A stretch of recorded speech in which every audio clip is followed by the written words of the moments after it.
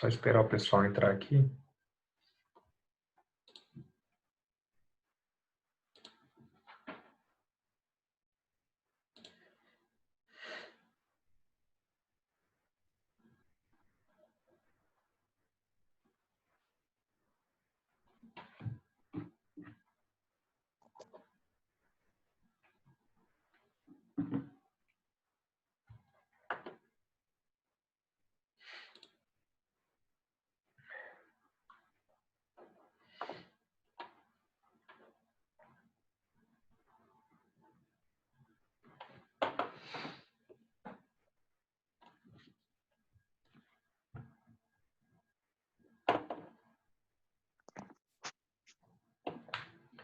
Deixa o pessoal ir entrando que a gente já dá andamento aqui.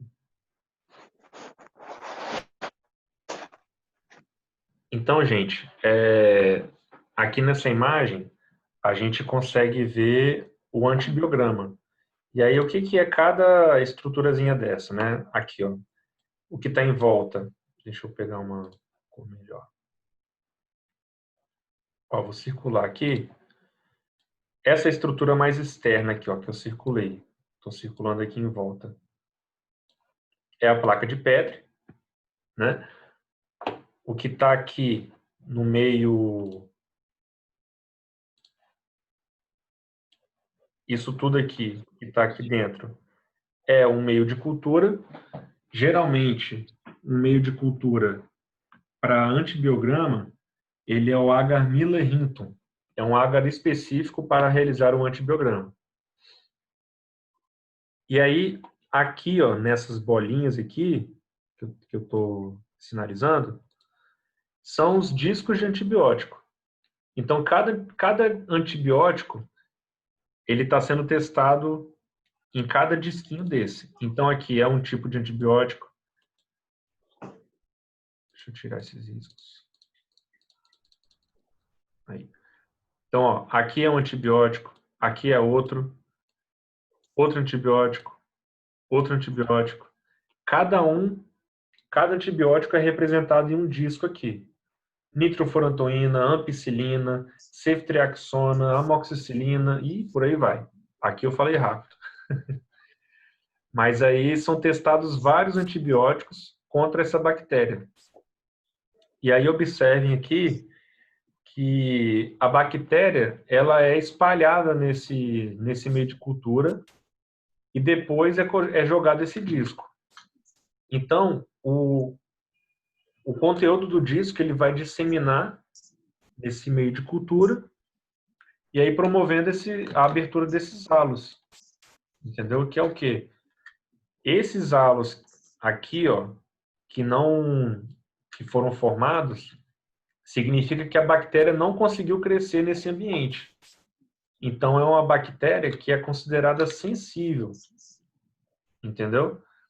Por quê? Porque esse disco aqui, ó, vou falar desse aqui especificamente, ó, que eu vou botar um asterisco aqui, uma bolinha aqui, ó.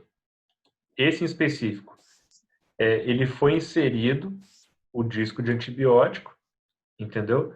E aí a bactéria ela não conseguiu proliferar nessa região aqui, nesse halo.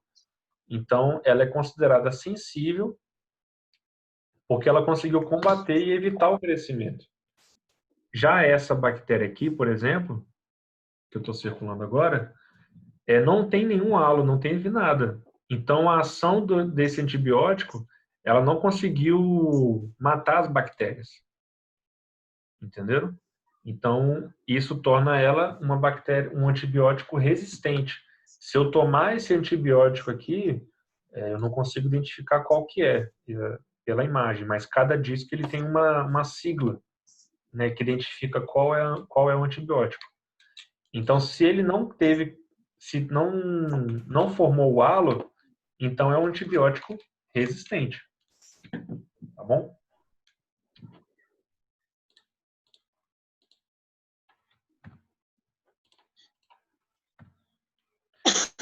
Então, aqui é uma foto, uma imagem de um laboratório de microbiologia, né? Geralmente, a área de microbiologia dentro do laboratório é uma área que o profissional ele se dedica exclusivamente a micro.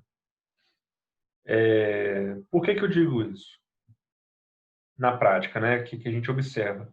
Que os profissionais que atuam numa área técnica,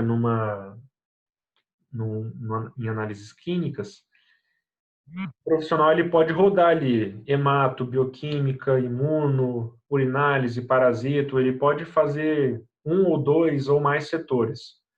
Já o profissional de microbiologia é um universo muito grande de procedimentos, de materiais. Então, isso faz com que o profissional fique exclusivo para a microbiologia, entendeu? Devido à quantidade de procedimentos que devem ser realizados. Fora isso também, é um setor, a microbiologia, que ela é muito manual, né? É muito, por exemplo, vamos comparar com a hematologia, por exemplo. Na hematologia, você pega um tubo, né? Vamos fingir que isso aqui é um tubo, né? Um tubo de hemograma. Você coloca na máquina, a máquina vai correr esse exame, vai fazer a leitura, né? E o técnico vai analisar ali o resultado, né? Ou o farmacêutico, ou bioquímico, ele analisa o resultado já vai lendo outros, né? Tem máquina que lê 100, 200 hemogramas por hora. Já o laboratório de micro, não é assim. Os procedimentos ainda são muito manuais, né? Tem que ter um técnico ali que vai estar semeando a amostra, incubando. Essa incubação ela dura 24 ou 48 horas, então isso demora, né? Acaba virando um fluxo de rotina muito específico dentro da microbiologia. Então, não compensa, não é que não compensa, mas depende da rotina de cada laboratório também. Mas é uma rotina muito específica, a da microbiologia. Eu gosto muito da micro particularmente, acho muito bacana. Se algum dia... É porque, assim, devido à pandemia, eu normalmente levo os meus alunos a fazer uma visita técnica para conhecer um laboratório de micro, né? A gente faz as aulas práticas também, né, para entender um pouco melhor como que funciona. Devido à pandemia, isso fica um pouco prejudicado no momento, mas fica aí um convite para os alunos que tiverem interesse, né, quiserem realizar uma aula prática futura, né, fica aí o convite que a gente pode organizar isso depois que acabar esse módulo, tá bom? Então aqui, ó, deixa eu voltar aqui. Então, ó, deixa eu só mostrar para vocês aqui, ó. Aqui são as placas de Petri que eu falei. Deixa eu colocar em preto, que eu acho que é melhor. Vou botar em setinho, né? Acho que fica melhor também. Ó, placa de Petri que eu estou sinalizando aqui, ó. Alça bacteriológica, essa que eu estou identificando, né? Alguns tubos de reagentes para identificação, né? Aqui atrás essa caixa, essa tipo uma geladeira aqui, esse frigobar, né, tá com aparência, é uma estufa bacteriológica, é onde essas placas, elas vão ser incubadas, elas ficam incubadas geralmente a uma temperatura de 36, 37 graus, para estar crescendo, né, estimular o crescimento delas.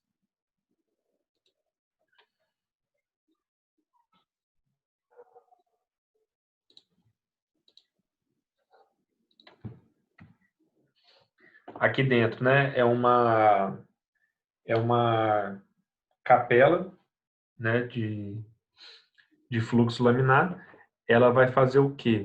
Ela promove aqui dentro, essa estrutura, uma área estéril. Mas o que é isso? Quer dizer o quê? Aqui dentro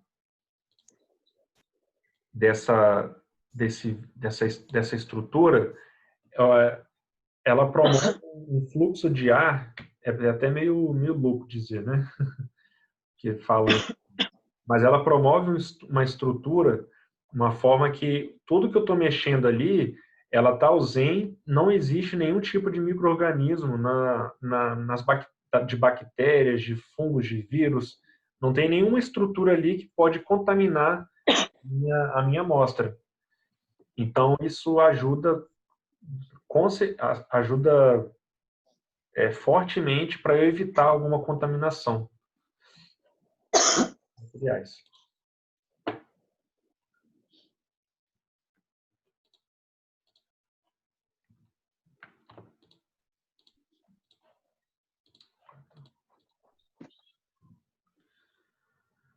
Aqui eu tinha um outro videozinho que eu explicava, acabo que eu não tenho esse vídeo agora. Né? Então, características das bactérias, né? Elas podem ser procariontes, podem ser unicelulares, podem viver em colônias, autótrofos ou heterótrofos, aeróbios ou anaeróbios. Né? São algumas das características dessas bactérias. E elas têm uma importância na nossa vida, assim, total, para a gente conseguir respirar, para a gente se alimentar, produzir alimentos. Toda a microbiota mundial, ela depende das bactérias. Né? Por mais que a gente tenha, de alguma forma, aversão a elas ajudam na manutenção de diversos ciclos, de diversas estruturas biológicas. Eu acho que apareceu uma no chat aqui. Fecha o áudio.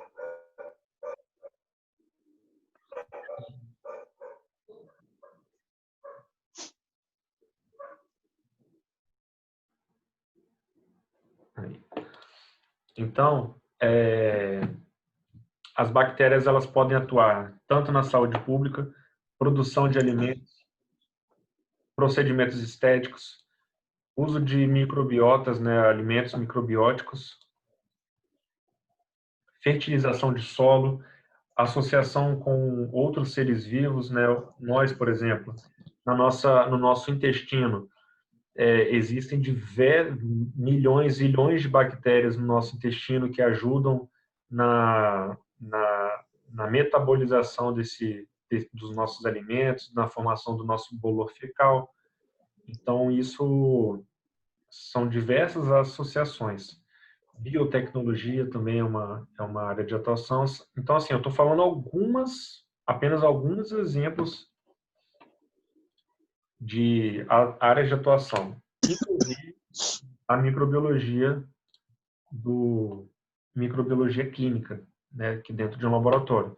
Que aí o foco da microbiologia é identificar doenças nos seres humanos. Infecção urinária, infecção de mama, infecção do olho, enfim, qualquer tipo de infecção que a gente venha a ter, a função da microbiologia é identificar esse patógeno e também descobrir quais são os medicamentos que a gente pode estar tomando para estar se curando.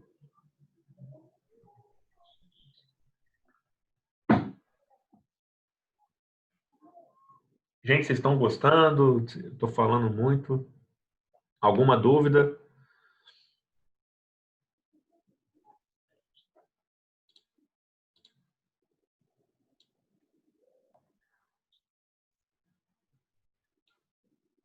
Vocês estão entendendo? Estou falando muito rápido? Tá dando para levar? Tá tranquilo.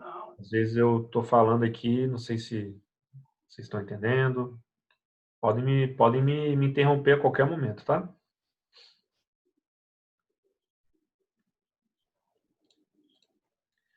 Então, aqui está a estrutura de uma bactéria, né? Pode ter uma... Deixa eu ir riscando aqui. Ó, pode ter uma cápsula, ele vai ter um citoplasma, ribossomos, parede celular, membrana plasmática, vai ter uma área nuclear, né, contendo o seu material genético, vai ter o plasmídio, pode ter flagelos ou fímbrias, né, isso aí vai variar de acordo com cada bactéria, tá bom? Membrana plasmática, parede celular, cápsula e alguns movimentos de inclusão. Então, observe que ele tem dentre tudo aí que foi mostrado nesse slide, as bactérias elas podem conter vários tipos de camadas. Olha aqui nessa parte aqui do slide, ó. Tem membrana plasmática, parede celular e cápsula. Então, são 3 barreiras que uma bactéria pode conter. Então, quanto mais barreiras elas contêm, mais fortes elas são. Então, é uma das bases de que a gente pode diferenciar bactérias mais fracas e bactérias mais fortes. Entendeu? Bactérias que têm mais barreiras, os medicamentos eles têm uma maior dificuldade para romper essas bactérias, né? Atingir o material genético, destruí-las, né? Deixa eu te perguntar, essas são mais fortes, você fala assim, são que os antibióticos têm que ser são os antibióticos mais fortes Sim, e ela isso, não combate, aí tem que usar os antibióticos mais agressivos, né, mais isso fortes. aí. É isso? Assim, é, assim, não é uma verdade absoluta, mas assim, a tendência é que as bactérias que têm mais camadas, elas tendem a ser mais fortes, entendeu? Comparadas a bactérias que têm menos camadas. Porque tem bactéria que pode ter uma camada, pode ter bactéria que tem duas e pode ter bactéria que pode ter três. Não é cada bactéria tem Uhum. uma estrutura diferente, entendeu? E aí cada uma vai ter uma Ah, defesa tá. forte, uma barreira, entendeu? Uhum.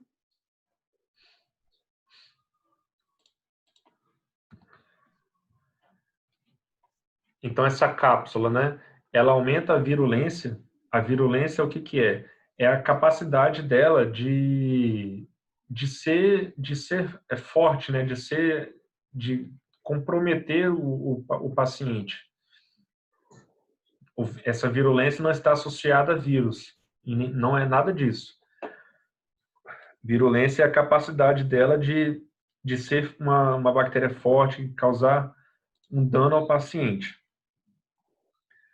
A parede celular ela é formada por peptidoglicanos, também para proteção, e a membrana plasmática garante proteção e o formato da célula, né, aquele formato redondinho. O citoplasma preenche o interior da célula, né, todo o seu metabolismo associado, ribossomos, mitocôndria, complexos de Golgi. E aí ela pode ter um RNA ou um DNA, assim como o vírus, que é o seu material genético.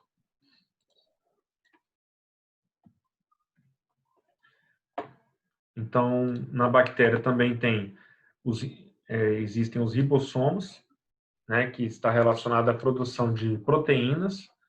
O plasmídio confere a resistência às bactérias contra antibióticos, ou seja, é esse cara aqui, plasmídio, que ele consegue criar uma barreira, uma resistência a algum antibiótico. Por exemplo, eu tomei hoje um antibiótico, amoxicilina. Então, mês que vem, eu passei mal de novo, tomei de novo amoxicilina. No terceiro mês, eu tomei de novo amoxicilina. Então, vai dando um momento que essa bactéria ela vai aprendendo a lidar com esse antibiótico. Então, ela cria uma resistência contra esse antibiótico, é uma forma de defesa da bactéria. Então, por isso que existe uma um movimento, né, de farmácias em evitar o consumo excessivo de medicamentos antibióticos. Porque quanto mais vai passando, quanto mais a pessoa toma, mais suscetível ela está à resistência de antimicrobianos. E aí o que acontece? Ele vai ter que estar utilizando um medicamento mais forte, que vai comprometer a sua estrutura, o seu organismo. Vai ter que estar tomando drogas mais fortes. Isso é pior para o paciente. Se ele puder evitar o consumo exagerado de antibióticos e usar para uso racional, quando realmente é de fato necessário, ele vai estar evitando essa formação de bactérias que são multiresistentes, que a gente fala. O que é uma bactéria multiresistente? É que ela é resistente a várias drogas, várias ou todas. E aí, quando não tem um remédio para combater essa bactéria, o paciente fica na mão, né? Ele não tem o que tratar. Ele está sujeito a vir a óbito por conta dessa infecção.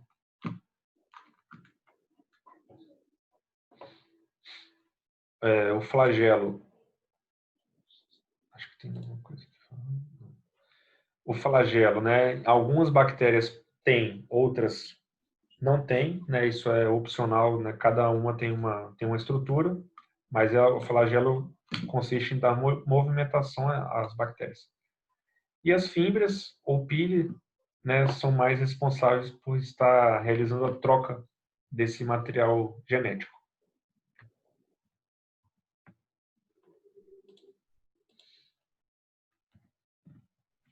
Então aqui o formato das bactérias, né, elas podem ser dessas formas, né, o primeiro aqui pode estar em formato de cocos, né, essa bolinha redondinha, né, sempre conferindo essa estrutura.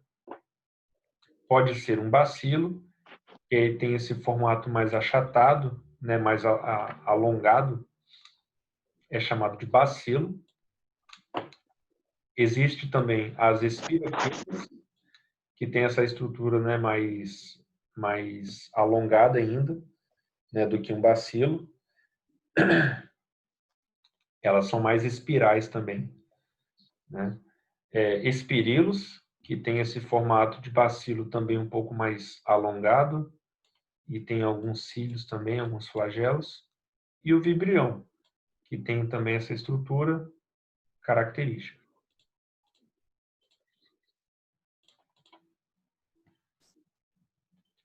E aí, aqui nesse slide, a gente tem assim, as formações, né? Essas formas de bactéria, elas podem estar nesse tipo de formato, né, que eu comentei. Então, o coco, ele costuma vir em duplas, ele ficar em duplas, né, que são diplococos. E aí um exemplo característico, né, Streptococcus pneumoniae.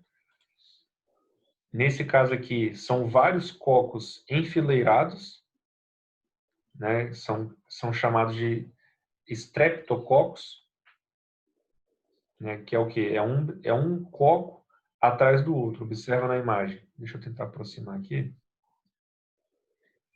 Ó, aqui é um coco atrás do outro. Ó, tem... Deixa eu... O que eu fiz? Aí. Então, ó, aqui tem um coco, aqui tem outro coco, aqui tem outro, aqui tem outro, e por aí vai. Eles estão enfileirados, tá vendo? Uhum. Eles estão interligados, é uma fila indiana, entendeu? Então, isso é característico de Streptococcus, entendeu?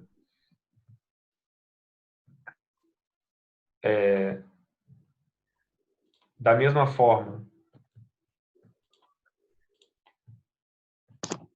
peraí que eu tô apanhando aqui nesse negócio agora. Da mesma forma, né, o coccus, ele pode ter essa estrutura de cachos, né, que aí no caso aqui elas estão em grumos, né, como se fosse um cacho de uva. E aí elas são chamadas de estafilococcus, que é bem parecido, mas aí são bactérias diferentes, pelo tipo de arranjo que elas estão. Pode também ficar no formato de tétrade, que é essa aqui, né? Cada um tem pode ter uma formação, e aqui em sarcina. E os bacilos, da mesma forma, pode estar em streptobacilos, eles podem ter flagelos, no caso da salmonela, e pode ter endosporos, né, que são poros internos, caso específico do Clostridium botulínico. Então, cada um tem um tipo de arranjo, né, vibrião, espirilo, espiroqueta, né, eles atuam mais de forma, um arranjo mais isolado.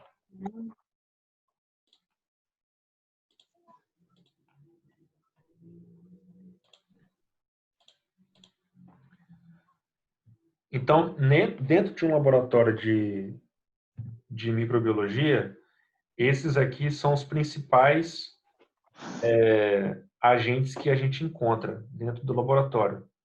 Escherichia coli, Klebsiella pneumoniae ou Klebsiella oxytoca, Proteus mirabilis, Proteus vulgaris, Pseudomonas, Staphylococcus aureus, Streptococcus, Enterococcus, Citrobacter, Shigella, Salmonella, Acinetobacter baumannii. E assim, essas são as principais, né? Existem um universo de bactérias que podem ser encontradas no laboratório. Eu coloquei em asterisco aqui, essa aqui, ó, Acinetobacter baumannii, que ela é hoje assim o principal vilão do laboratório de micro. Por quê? É uma bactéria que ela é altamente resistente.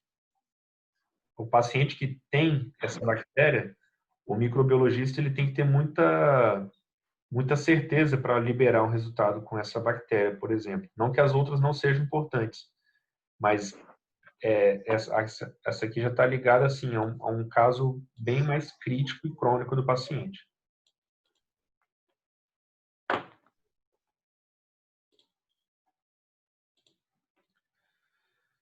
Então, os requisitos, né, para atender um funcionamento de um laboratório, né, existem algumas leis, algumas RDCs que devem ser aplicadas, e a principal é que deve atender a essa lei específica, né, que é a RDC 302, de 2005. RDC 50, RDC 222, RDC 20, tem outras, né, que devem constar. E o laboratório ele também deve ter um controle de qualidade que garanta que esses processos sejam realizados com excelência, né? Como é uma prática muito manual, então isso faz com que os exames eles tenham que ter um controle de qualidade muito grande para a gente ter confiança nesses exames. O laboratório, né, de microbiologia, o que quer dizer RDC? Nossa, olha, deixa eu ver aqui quem perguntou. Foi a Jadilza. Jadilza, RDC como se fosse a lei que rege os laboratórios. Entendeu? É como que a lei determina que um laboratório deve funcionar. Então, a RDC 302 trata do funcionamento de um laboratório. A RDC 20, ela trata especificamente do tratamento de lixo biológico.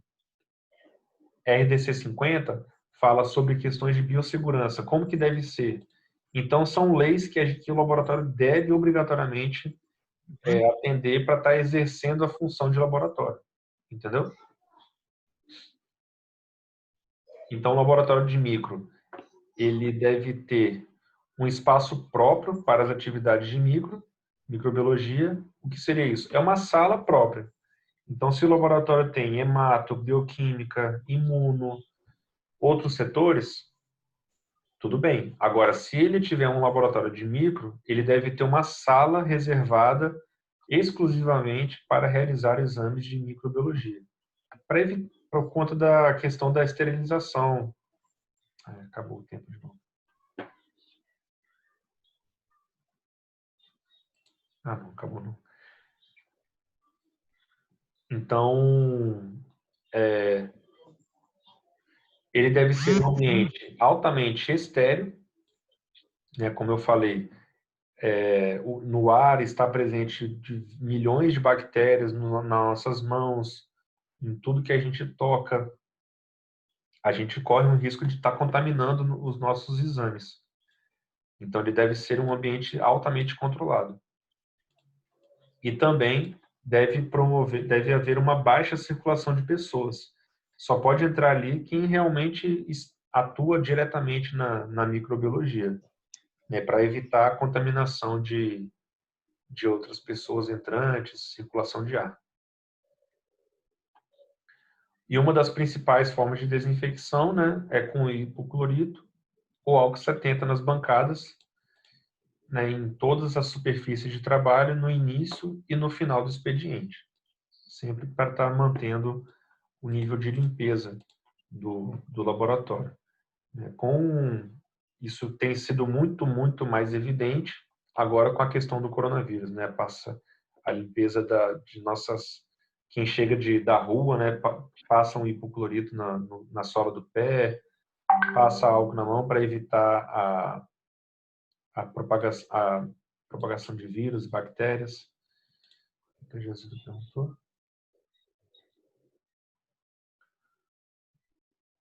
Qual a bactéria que causa a tuberculose?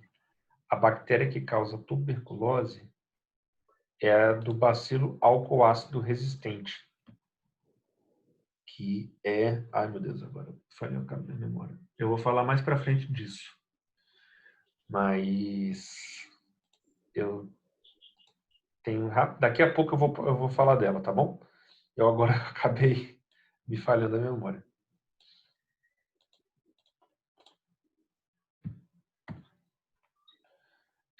Então, deve ter um espaço próprio. Acabou repetindo um pouco esse slide. Obviamente, né, não fumar, não beber ou comer dentro do laboratório. Para este espaço, deve haver uma área destinada para esse fim, né? Uma copa, um restaurante.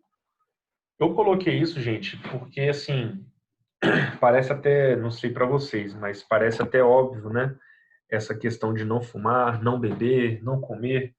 Mas, antigamente, eu particularmente já eu já estagiei em alguns laboratórios públicos e que, assim, os funcionários, eles não tinham esse entendimento, né? Pelo fato de, como tinha geladeiras na microbiologia para guardar reagentes, alguns levavam bolo, suco, enfim, nada disso é permitido dentro do laboratório, né? Não sei hoje como que tá, se existe algum laboratório ainda que tem essa prática, né? Mas a tendência é que isso já tenha sido abolido, né? Já tenha sido deixado de...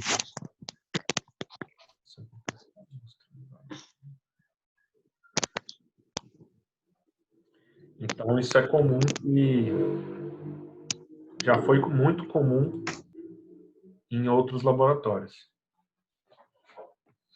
Tá bom? Então, recomendações, né? Lavar as mãos frequentemente, prender os cabelos, não usar anéis, adornos, pulseiras, cosméticos, né? EPIs básicos para uso: jalecos, luva, máscara, avental, óculos, né? E utilização de materiais descartáveis. Então, né? Toda essa preocupação que o coronavírus vem nos passando, vocês observem que os laboratórios já têm essa preocupação, né, quanto à proteção individual, né, das pessoas. Né, pensa, você está trabalhando ali lidando com bactérias contaminantes, patológicas.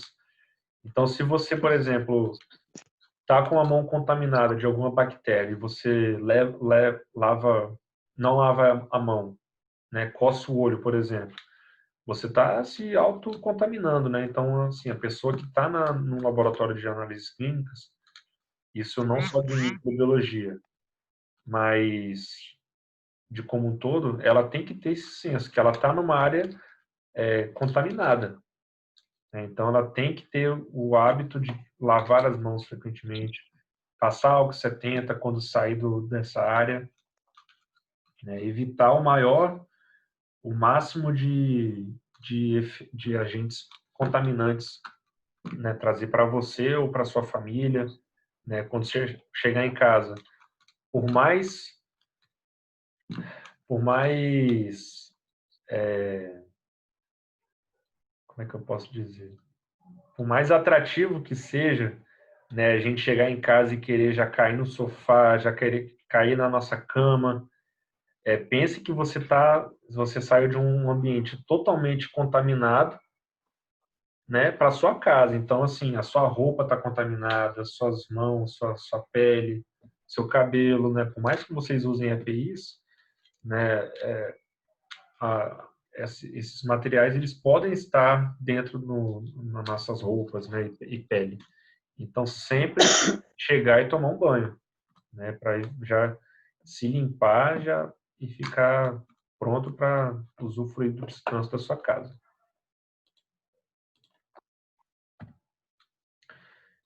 Então, alguns equipamentos analíticos aqui, tá bom? Que a gente utiliza dentro do laboratório, que são balança analítica, bico de Bunsen, capela de fluxo laminar, geladeira ou freezer, estufa, autoclave, microscópio. Então, são alguns dos equipamentos que a gente utiliza. Oi, alguém perguntou alguma coisa?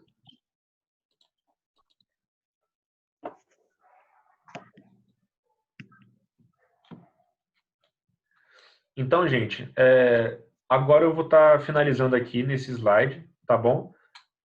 A aula de hoje já foi muito conteúdo, né? Espero... Acabando. Oi? Alô? Não é nem telefone, né? Alguém falou aí? Andréia, você que falou? Não, desculpa, professor. Ah. Não, então, estou finalizando agora a aula de hoje, né? Hoje eu estou terminando, vamos estar parando no slide 64, tá bom? Hoje eu já passei muito conteúdo para vocês. E, assim, eu fico à disposição até o final da aula para estar tirando dúvidas sobre o conteúdo. Vocês já podem aproveitar esse tempo, né, de final de aula para estar realizando os relatórios de vocês, para estar me finalizando e me entregando, tá bom? Podem tirar dúvidas sobre o relatório, a prova, tá bom? Aí eu fico à disposição até o final da aula para estar respondendo essas perguntas. Tá ok? E a chamada, professor? A chamada eu vou fazer pontualmente às 9h30.